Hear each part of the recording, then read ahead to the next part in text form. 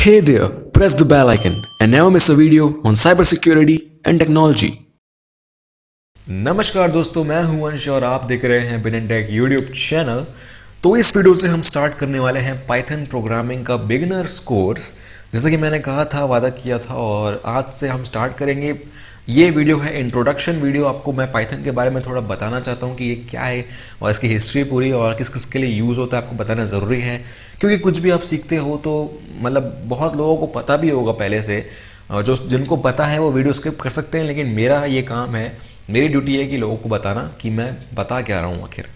तो इस वीडियो के पूरे जितने भी पार्ट्स होंगे सब में आप कुछ ना कुछ नया सीखेंगे। पाइथन की जो बेसिक प्रोग्रामिंग है मैं पूरी बताऊंगा, जितने भी डेटा टाइप्स, वेरिएबल्स और जो भी आपको यूज़ करना है पाइथन में। तो जितने भी एप्लीकेशन बेस्ड प्रॉब्लम्स होंगे या फिर सर्चिंग या सॉर्टिंग के जितने भी प्रॉब्लम्स होते हैं आप प्रैक्टिस कर सकते हैं। इस कोर्स के बाद आपको बेसिक सारी की सारी चीज़ें आपको पाइथन में मिल जाएंगी इस बिगनर्स कोर्स में। तो बिल्कुल मिस मत कीजिएगा, ये बहुत एक्सक्लूसिव होने वाला है मेरे चैनल पे, और हो सकता है कि इसके आगे भी मैं बनाऊं, लेकिन बिगिनर्स कोर्स में मैं कोशिश करूंगा कि मैं सबका सब सिखा दूं आपको, जो भी पाइथन को सीखने के लिए नेसेसरी है। तो अब स्टार्ट करते हैं। मैंने एक प्रेजेंटेशन बनाया है आपको इंट्रोडक्शन देने के लिए कि पाइथन आखिर है क्या। तो चलिए शुरू करते हैं। सबसे पहले हम ये देखते हैं कि पाइथन आखिर क्या है। मतलब पाइथन ये एक लैंग्वेज है, आप सब जानते हैं, और सिंपली मैं ये बात कहूँ तो पाइथन बहुत ही ज़्यादा इजी लैंग्वेज है। अगर आपने सी पढ़ी है, सी प्लस प्लस पढ़ा है या फिर जावा पढ़ा है, तीनों में से कोई भी लैंग्वेज पढ़ी है तो आपको बहुत इजी होने वाला है, क्योंकि इन तीनों लैंग्वेजेस से पाइथन बहुत ज़्यादा सिंपल है और बहुत बेटर भी है, मैं कह सकता हूँ। बहुत लाइट वेट लैंग्वेज है। और अगर आप सी प्लस प्लस अगर आप उसका उस टाइप का कन्वेंशन अगर यूज़ करते हो, जैसे कि नॉर्मल उसमें यूज़ होता था, सेमीकोलन से लगाना मैंडेटरी था, या फिर जो करली ब्रेसेस थे वो मैंडेटरी थे वहाँ पर। इसमें पाइथन में ऐसा कुछ नहीं है। पाइथन में सिर्फ इंडेंटेशन और कोलन्स का काम होता है, और बहुत छोटा कोड होता है, बहुत ज़्यादा छोटा कोड होता है। आपको जो जावा में 5-6 लाइन लिखना पड़ता था, उसके लिए आपको पाइथन में सिर्फ 1 लाइन होगा। तो बहुत ईजी टू लर्न है। ओपन सोर्स लैंग्वेज है, फ्री लैंग्वेज है। आपको कोई भी सिस्टम में से इंस्टॉल कर सकते हो। आप चाहे कोई भी ओएस यूज़ कर रहे हो, आप इजीली इंस्टॉल कर सकते हो। और ओपन सोर्स है तो आप इसमें कंट्रीब्यूट भी कर सकते हो, अपना खुद का कोड भी इसमें इसको पाइथन को मॉडिफाई करने के लिए आप भी दे सकते हो। तो जो कम्युनिटी है पाइथन की वो बहुत बड़ी है, बहुत अच्छी है, और इसलिए बहुत जल्दी जल्दी इसके भी वर्जन्स जो हैं वो रिलीज़ होते रहते हैं। और पोर्टेबल से मेरा मतलब ये है कि जहाँ भी कोई सी कोड रन हो जाएगा वहाँ पाइथन भी रन हो जाएगा, क्योंकि पाइथन ओरिजिनली सी बेस्ड है। सी बेस्ड लैंग्वेज है जो सी में लिखी गई है, तो इसको पहले सी पाइथन भी बोलते थे। यहाँ नॉर्मली हम इसको पाइथन बोलते हैं अब। और पाइथन एक इंटरप्रिटेड लैंग्वेज है। इसका मतलब ये है कि जो नॉर्मली आप लैंग्वेजेस यूज़ करते थे, जावा, सी प्लस प्लस, ये सब कंपाइल होती थी। मतलब पूरा का पूरा सोर्स कोड आप देते थे कंपाइलर को, और फिर वो पूरा सोर्स कोड को स्कैन करता था, एरर्स बताता था, और पूरा मतलब उसका ऑब्जेक्ट कोड क्रिएट करता था ताकि वो रन हो सके सिस्टम में। यहाँ पर ऐसा नहीं है, आप डायरेक्टली सोर्स कोड से ही आप प्रोग्राम को रन कर सकते हो। इसका मतलब ये है कि आपका सोर्स कोड पोर्टेबल होता है, और कोई भी ओएस में आप लेकर जाओ, आप आसानी से पाइथन प्रोग्राम रन कर सकते हो। एक सोर्स कोड को मल्टीपल ओएस में आप रन कर सकते हो। मतलब बहुत इजी होता है और मैजिकल होता है, मतलब रन करना। सिर्फ एक पाइथन को आपको इंस्टॉल करना है, पाइथन को आपके ओएस में, और फिर आप सोर्स कोड को कहीं भी रन कर सकते हो। और ऑब्जेक्ट ओरिएंटेड है, सिंपल है, प्रोसीजरल लैंग्वेज है, और एम्बेडेबल भी है। आपको कहीं भी अगर नॉन पाइथन प्रोग्राम्स में भी आपको इसको रन करना चाहते हो तो आप वहाँ भी कर सकते हो। और सबसे बड़ी बात इसमें मोस्ट इंपॉर्टेंट मुझे ये लगती है कि इसमें वास्ट बहुत ज़्यादा, मतलब मैं कहूँगा बहुत ही ज़्यादा इसमें एक्सटेंसिव सपोर्ट है लाइब्रेरीज़ का, वैरायटी ऑफ लाइब्रेरीज़ का। लाइब्रेरीज़ का मतलब ये है कि आप कोई भी कोड अगर यूज़ करना चाहते हैं किसी एप्लीकेशन बेस्ड प्रोग्रामिंग के लिए, तो उसके लिए आपको प्री इंस्टॉल्ड मॉड्यूल्स मिल जाते हैं। मतलब आपको सिर्फ इनको यूज़ करना पड़ता है, आपको खुद डिफाइन नहीं करना पड़ता। किसी भी नॉर्मल एप्लीकेशन, जैसे वेब एप्लीकेशन के लिए अगर आप कोई प्रोजेक्ट बना रहे हैं, या कोई डेस्कटॉप एप्लीकेशन बना रहे हैं, कोई सॉफ्टवेयर बना रहे हैं, मशीन लर्निंग पे कुछ काम कर रहे हैं, तो आपको उसके लिए अलग से लाइब्रेरी मिल जाती है, मॉड्यूल मिल जाता है। आपको सिर्फ इंपोर्ट करना पड़ता है। जैसे कि जिप फाइल के साथ आपको काम करना है, कोई ऑडियो फाइल के साथ, कोई वीडियो फाइल के साथ काम करना है, क्रिप्टोग्राफी में काम करना है, तो सबके लिए आपको बहुत ही फेमस मॉड्यूल्स आपको मिल जाते हैं। मैं उनको बारे में भी बताऊँगा अभी आगे, तो देखते रहिए इसको। और थोड़ा टाइमलाइन के बारे में बात कर लेते हैं पाइथन की। तो पाइथन रिलीज़ हुआ था 1980s में, जो पहला वर्जन था पाइथन का। और इसके जो फाउंडर है वो है, ये जो नाम है गुइडो वान रोसम। ये सेंट्रम विस्कंडे की एक इंट्रोड्यूस की गई लैंग्वेज है, और इसकी थ्योरी आप पढ़ सकते हो, यहाँ पर हिस्ट्री पढ़ सकते हो इसको पॉज करके। तो इसके जो वर्जन्स थे काफ़ी जल्दी जल्दी, मतलब उस टाइम उतने जल्दी रिलीज़ नहीं हो रहे थे, लेकिन आजकल बहुत जल्दी रिलीज़ होते हैं और बहुत सारा सपोर्ट इसमें एक्सटेंसिवली ऐड किया गया हर सब्सिक्वेंट वर्जन में। पाइथन 2.0 जिसको हम पाइथन 2 भी बोलते हैं, वो 2000 में इंट्रोड्यूस किया गया था। उसमें गार्बेज कलेक्शन वगैरह की सपोर्ट आ गई और फिर उसके बाद 2008 में पाइथन 3 भी रिलीज़ हुआ, जिसको हम नॉर्मली आज यूज़ करते हैं। और इसका मेन डिसएडवांटेज ये था कि जो पाइथन 3 था वो बैकवर्ड कंपैटिबल नहीं है।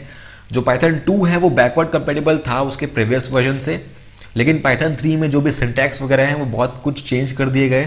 तो इसलिए अब पाइथन 3 अगर आप पढ़ते हैं तो अब पाइथन 2 में जाने के लिए मतलब आपको मुश्किल होगा, लेकिन पाइथन 3 का जो सिंटैक्स है वो 2 में काम नहीं करता। और यहाँ पर जो पाइथन का भी लेटेस्ट वर्जन यूज़ हो रहा है वो है 3.7। और इस कोर्स में मैं बता दूं कि जो पाइथन हम यूज़ करने वाले हैं इसको पढ़ने के लिए, थ्रू आउट दिस कोर्स हम पाइथन 3 यूज़ करेंगे। तो अगर आपको पाइथन 2 में जंप करना हो तो वो ईजी हो जाएगा, क्योंकि अगर आप पाइथन 2 से पाइथन 3 में जंप करोगे तो आपको मुश्किल हो सकता है। और पाइथन 3 अभी यूज़ हो रहा है मोस्ट कॉमनली, तो मैं पाइथन 3 में ही बताने वाला हूँ। तो ये कुछ इंट्रोडक्शन मैंने दे दिया है स्लाइड में, आप चाहे तो पढ़ सकते हैं। ये सब कुछ हम जो भी मैंने यहाँ पर लिखा हुआ है, dictionary, list, tuples, str, string, सब कुछ हम पढ़ने वाले हैं। ये सिर्फ आपके रेफरेंस के लिए कि हम क्या क्या पढ़ने वाले हैं।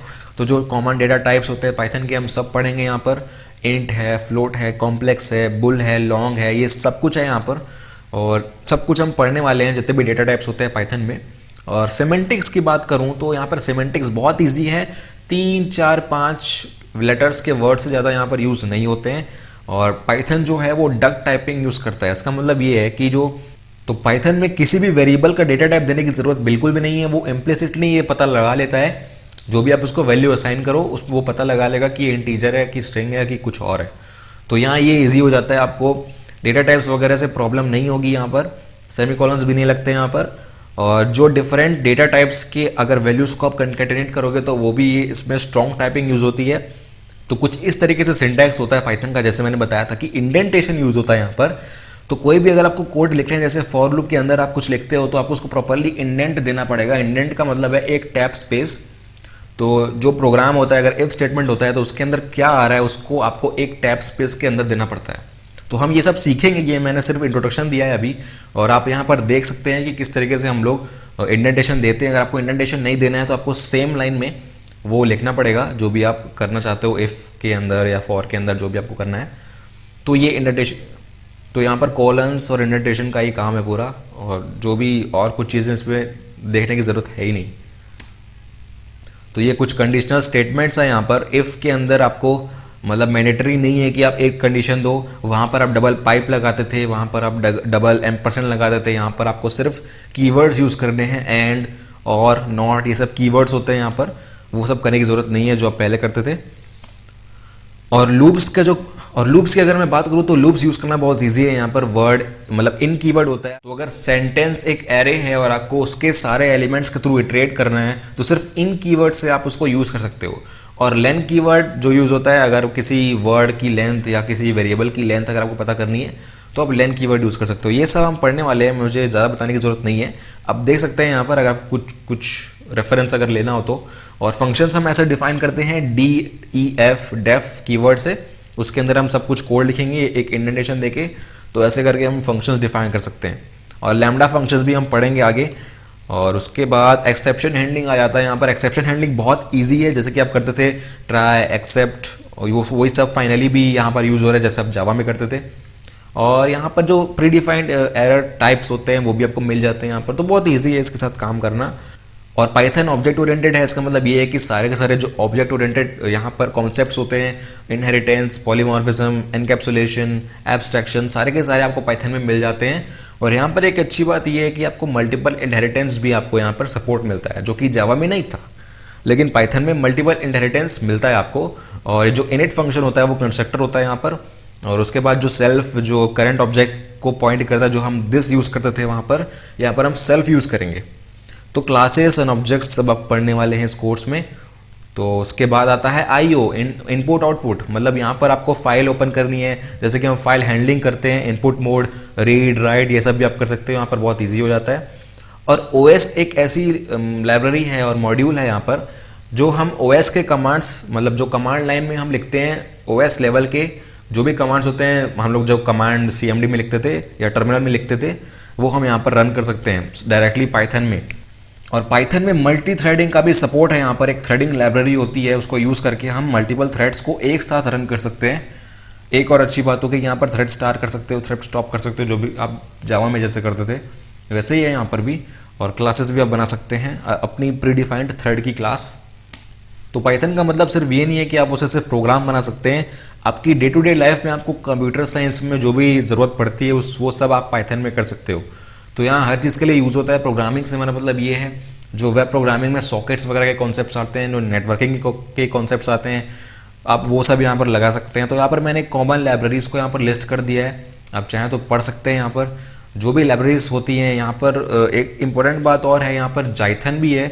जाइथन का मतलब ये है कि जो पाइथन का जो सोर्स कोड है वो जावा में लिखा गया है। तो जाइथन और सी पाइथन दोनों अलग चीज़ है। यहाँ पर जाइथन का जो कॉन्सेप्ट है वो जावा बेस्ड है, और जो हम पाइथन यूज़ करते हैं वो सी बेस्ड है। तो यहाँ पर जाइथन और आयरन पाइथन का कॉन्सेप्ट आ जाता है। अगर आप वेब प्रोग्रामिंग करना चाहते हो या इंटरनेट प्रोग्रामिंग करना चाहते हो तो यहाँ पर यूज़ कर सकते हो आप। तो अब बात करते हैं कि पाइथन के एप्लीकेशंस क्या है, वो कहाँ कहाँ यूज़ होता है। तो अगर आपने सारे पॉइंट्स यहाँ पर पढ़ लिए हैं तो मेरा मतलब यही है कि वो सारे की सारे फील्ड्स में यूज़ होता है। कोई भी फील्ड ऐसी नहीं है जहाँ पाइथन यूज़ नहीं हो रहा है। जैसे कि आप देख सकते हैं वेब डेवलपमेंट में जो सबसे ऊपर है, पॉपुलर जो फ्रेमवर्क्स है जिसमें पाइथन हम यूज़ करते हैं वेब डेवलपमेंट के लिए, वो है जांगो, फ्लास्क, बॉटल, बहुत कुछ है यहाँ पर। बहुत ईजी हो जाता है आपको। अगर आप वेब डेवलपमेंट में इंटरेस्ट रखते हो तो आपको जांगो के बारे में तो पता ही होगा। उसके बाद आता है साइंटिफिक यूज़ के लिए जो लाइब्रेरीज हैं, स्काईपाई, पांडास और नमपाई, बहुत पॉपुलर लैंग्वेज है। और डेस्कटॉप एप्लीकेशंस में हम यूज़ करते हैं तो पाईक्यूटी, कीवी, तो जितने भी इंपॉर्टेंट लाइब्रेरीज हैं मैंने यहाँ पर सारी लिस्ट कर दी हैं। डेटाबेसेस में भी यूज़ होता है, MS SQL, Oracle. Business point of view से भी अगर आपको बिजनेस एप्लीकेशंस बनाने हैं तो ट्राइटन, ओडू। और मशीन लर्निंग में सबसे ज़्यादा यूज़ होता है। आजकल की जो कॉमन ट्रेंड चल रही है पाइथन में, बहुत ही ज़्यादा इंपॉर्टेंट जो फील्ड है पाइथन जहाँ यूज़ हो रहा है एक्सटेंसिवली, वो है मशीन लर्निंग और आर्टिफिशियल इंटेलिजेंस। तो अगर आप मशीन लर्निंग में इंटरेस्टेड हैं तो आपको पाइथन तो सीखना ही पड़ेगा, और कोई चॉइस ही नहीं है आपके पास। जो भी हो रही है वो मोस्ट कॉमनली 90% पाइथन में ही हो रही है। तो सबसे इंपॉर्टेंट लाइब्रेरीज हैं टेंसरफ्लो, थियनो और स्काई-किट-लर्न, जो भी यूज़ हो रहे हैं वो सबसे इंपॉर्टेंट यही है। और डेटा साइंस एक और इंपॉर्टेंट फील्ड है यहाँ पर, डेटा एनालिटिक्स जिसको हम बोल सकते हैं, डेटा साइंस हम बोल सकते हैं, डेटा माइनिंग बोल सकते हैं यहाँ पर। और यहाँ पर जो लाइब्रेरीज हैं, आप मैटप्लॉटलिब, बोके और स्क्रैपी, ये सब आप यूज़ कर सकते हो। और अगर ये और जो लास्ट पॉइंट है, अगर मैं वो छोड़ दूँ तो मेरा चैनल ही बंद हो जाए, क्योंकि मेरा जो चैनल है वो साइबर सिक्योरिटी की कंसर्न मतलब थोड़ा ओरिएंटेड है वहाँ पर। तो यहाँ पर मैं पेन टेस्टिंग को कैसे भूल सकता हूँ। जो पाइथन के इंपॉर्टेंट कॉन्सेप्ट्स होते हैं सारे के सारे हम अप्लाई करके, जो लाइब्रेरीज हमारे पास मिलती है हम उनका यूज़ करके भी हम पेन टेस्टिंग मतलब वाइट हैट हैकिंग भी कर सकते हैं। यहाँ पर हम खुद के स्क्रिप्ट्स बना सकते हैं। तो पाइथन सीखने आए हैं अगर आप, तो सिंपल सा ये मतलब है कि आपको स्क्रिप्ट किडी नहीं बनना है। तो पाइथन अगर आप सीख लेते हो तो आप खुद के स्क्रिप्ट्स बना पाओगे, मतलब हैकिंग की फील्ड में और साइबर सिक्योरिटी की फील्ड में। अगर आपको खुद पेन टेस्टिंग करनी है, बग हंटिंग करनी है, तो आप खुद की स्क्रिप्ट्स बना सकते हैं दूसरों के स्क्रिप्ट्स यूज़ करने के अलावा। तो यहाँ पर मैं ये गारंटी नहीं दे रहा हूँ कि मैं जो सिखाऊंगा उसमें आप खुद के स्क्रिप्ट्स बना पाओगे। तो उसके लिए आपको अलग से कोर्स करना पड़ेगा या बुक्स पढ़नी पड़ेंगी, मैं उनके बारे में बता दूंगा आपको। लेकिन जनरल पर्पस के लिए जो पाइथन यूज़ होता है मैं उनके बारे में इस कोर्स में बताने वाला हूँ। और अब बात आती है पाइथन इंस्टॉल होना चाहिए आपके सिस्टम में अगर आप उसको रन करना चाहते हैं। तो अगली वीडियो में मैं पाइथन को इंस्टॉल करना सिखाऊंगा, कॉन्फ़िगर करना सिखाऊंगा, और पूरा मैं उसका सेटअप मैं पूरा अगली वीडियो में बताऊंगा। लेकिन आप यहाँ पर देख सकते हो कि आपको सबसे पहले इस वेबसाइट पर जाना है, फिर उसके बाद पाइथन को डाउनलोड करना है, फिर उसको इंस्टॉल करना है। बहुत ईजी मेथड है, लेटेस्ट वर्जन इंस्टॉल कीजिए, आपके लिए सही रहेगा। तो पाइथन का फ्यूचर स्कोप क्या है अगर आप मुझसे पूछते हैं, तो जो अभी लेटेस्ट चल रहा है पाइथन 3 वो बैकवर्ड कंपैटिबल तो नहीं है, लेकिन फिर भी इसके ऊपर भी कुछ एडवांटेजेस सोचे जा रहे हैं, रिसर्च की जा रही है। जो प्रिंट स्टेटमेंट है उसको हम प्रिंट फंक्शन बनाएंगे, सारी की सारी टेस्ट स्ट्रिंग्स को हम यूनिकोड कर देंगे।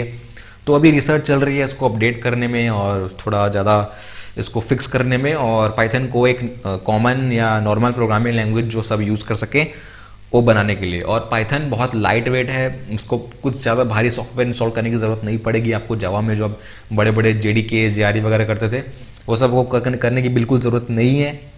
तो फ्यूचर की अगर मैं बात करूं तो बहुत सिंपल कोड है, बहुत सिंपल इंटरप्रेटर है, बहुत ईजी इंस्टॉलेशन है, बहुत ईजी लैंग्वेज है। तो सीखने में क्या जाता है यार, इतना ज़्यादा इसका स्कोप बढ़ने वाला है फ्यूचर में, जो मैंने आपको बताया एप्लीकेशंस कितने सारे हैं इसके, और इसका जो रिप्लेसमेंट है वो मेरे ख्याल से 10-15 साल आगे भी नहीं आने वाला है। और जावा को कड़ी कंपटीशन देता है यहाँ पर। जो 2018 का इंडेक्स है, सर्वे है, उसमें पाइथन नंबर 1 पर आता है बहुत सारे इंडेक्सेस में। तो अगर आपको पाइथन मतलब अगर आपको प्रोग्रामिंग में इंटरेस्ट है, प्रोग्रामिंग में करियर बनाना है, तो बहुत ज़्यादा स्कोप है पाइथन का। अगर आपको जावा आता है तो उसके लगभग टक्कर में ये लैंग्वेज। और मशीन लर्निंग अगर आप सीखते हैं, मेनली आपका डोमेन वही, आपको वहीं जाना है, तो पाइथन के अलावा आपको कुछ सीखना नहीं चाहिए। पाइथन को आप खोल के पी जाओ। एथिकल हैकर हो, साइबर सिक्योरिटी एक्सपर्ट बनना चाहते हो, तो पाइथन को खोल कर पी जाओ। तो ध्यान से देखिएगा पूरे के पूरे कोर्स को। अगले वीडियो से मैं स्टार्ट करूंगा बेसिक सेटअप, इंस्टॉलेशन, फिर उसके बाद हम सीखना चालू करेंगे पाइथन का जो भी हम सीखना चाहते हैं। तो इस वीडियो में तो इतना ही। आशा करता हूँ आपको नए वीडियो में, अगले वीडियो में पाइथन के ज़रूर देखूंगा मैं। तो अगले वीडियो के लिए वेट कीजिए, पाइथन सीखना स्टार्ट कीजिए, और ऑल द बेस्ट। देखते रहिए, सीखते रहिए, और गुड बाय।